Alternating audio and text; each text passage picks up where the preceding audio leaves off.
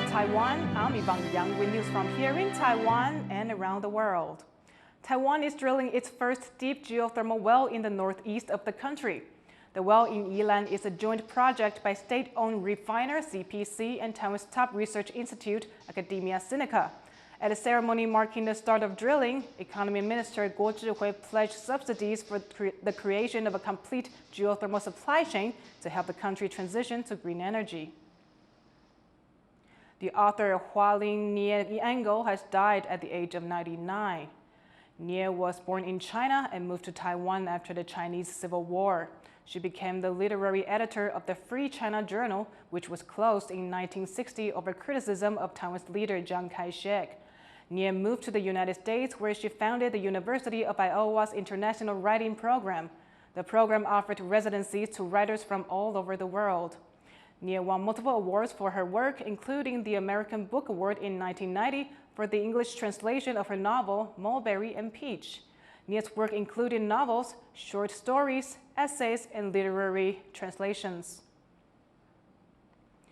Advocates want the government to waive the requirement for transgender people to undergo gender-affirming surgery before they can change their ID marker. But that campaign has sparked controversy. Scholars and lawyers say protecting the freedom of choosing one's gender can be done without compromising others. Irene Ling reports. 我的性别我决定. 5 years have passed since the first time a transgender person in Taiwan got to change their national ID gender marker without first getting surgery. Since then, there have been 4 winning cases and 1 losing. Some transgender people are still fighting in court and in their personal lives to be accepted as who they truly are while protecting the body they were born in. All these struggles over 1 bit of information on a legal document.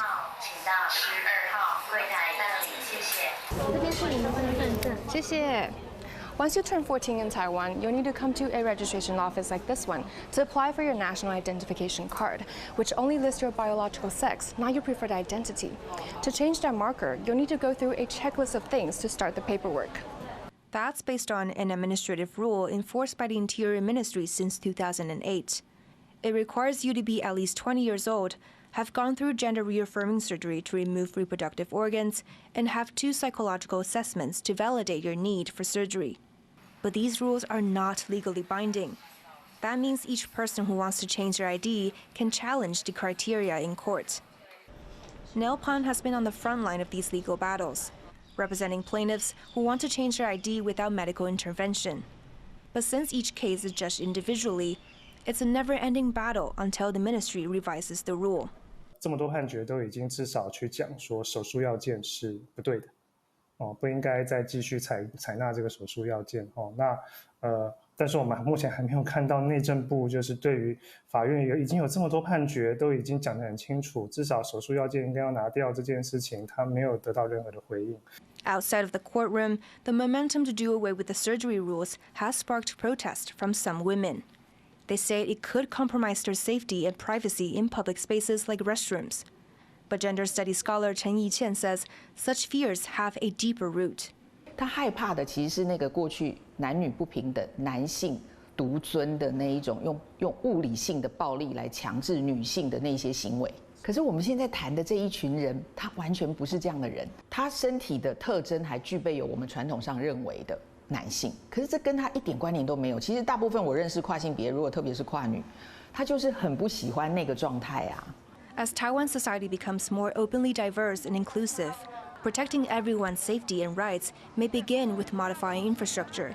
比如说，我们现在有非常多性别的友善空间，所谓的性别友善厕所，可是你一进去没有友善啊，没有隔间，他只是把男女一起让他们一起上厕所，这个并不是性别友善的空间。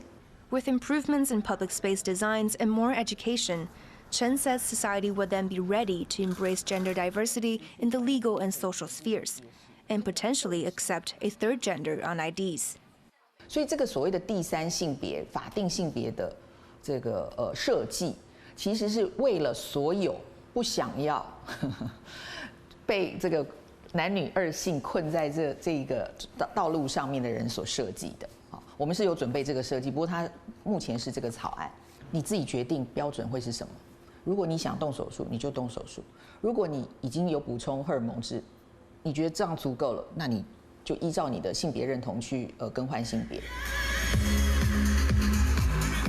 Taiwan's transgender community is waiting for a green light from official decision makers, which may take years. But lawyers like Pan are confident in the direction they're heading. 那如果真的案件有一天跨性别者这个变更性别登记对这个案件走到宪法法庭的话，那到了宪法法庭才会是一个有可能是一个通案式的解决。Whether transgender people can be themselves without the physical and financial burdens of surgery and social scrutiny requires open conversations among everyone in society. John Su and Irene Lin for TaiwanPlus. Vietnamese people make up one of Taiwan's largest immigrant communities, in part fueled by transnational marriages. But children from these marriages are often sent back to Vietnam to be raised by grandparents. A team of professors and volunteers from a Taiwan university has been teaching Mandarin to a group of these children in southern Vietnam with the hope that it will help give them the option to return to Taiwan. Wesley Lewis has more. 我是王怡静老师，所以你们要叫我静老师。 Dressed in a traditional aozai, college student Wang Yijing has been teaching Mandarin to a group of Taiwan-born children who now live in Vietnam. The goal of this class? To help the kids reconnect with Taiwan. 我希望透过这个课程，可以让他们回到台湾之前，至少有一个心理准备。 In the past few decades, many Vietnamese women have married Taiwanese men and moved away from home in search of a better life. But marital and financial problems have forced some mothers to send their children back to be raised by their families. This phenomenon is especially prevalent in Dun Loc Island in southern Vietnam's Mekong Delta. A new pilot program by Taiwan's National Zhengzhi University has been offering free Chinese language classes for these children to help give them the option to go back to Taiwan in the future. 我们办这个华语班，其实最大的目的也是希望协助到这一些，就是未来要回到台湾就学的这些学生，希望他们能够在语言上可以有一个基础，然后在文化上的冲击不会那么大。For Wang, this program's mission is personal. Her own mom is from Dun Loc Island. When she was a child, she was sent to live with her grandparents here after her parents' divorce. And when she returned to Taiwan at 12 years old, she says she felt like a fish out of water. 就是我完全没有在有心理建设之下，我不会讲中文，我也听不懂别人说什么，我也看不懂书上写了什么东西。Wang says she also struggled to accept her multicultural identity. 我那时候我也发现我自己不太敢说我是越南人，对，因为很多人都会觉得说越南就是比较落后的国家，然后很多越南的妈妈，他们就宁愿让他们的孩子就是学习中文就好了，但导致他们去学校的时候，他们就不敢说自己的妈妈是越南人，他们觉得会有一些丢脸。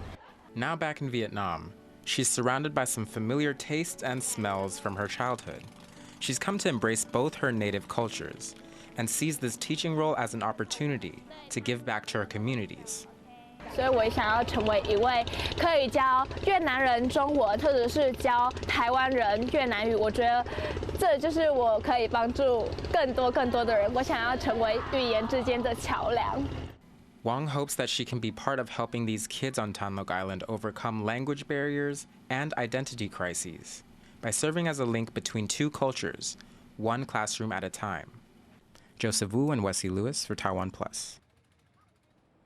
Thank you for watching What's Up Taiwan. You can visit the TaiwanPlus website or follow our social media for more stories from Taiwan and around the world. Finally, we take you to London Zoo's weigh-in day for the Galapagos tortoises. I'm Yvonne Yang. Take care, and I'll see you next time.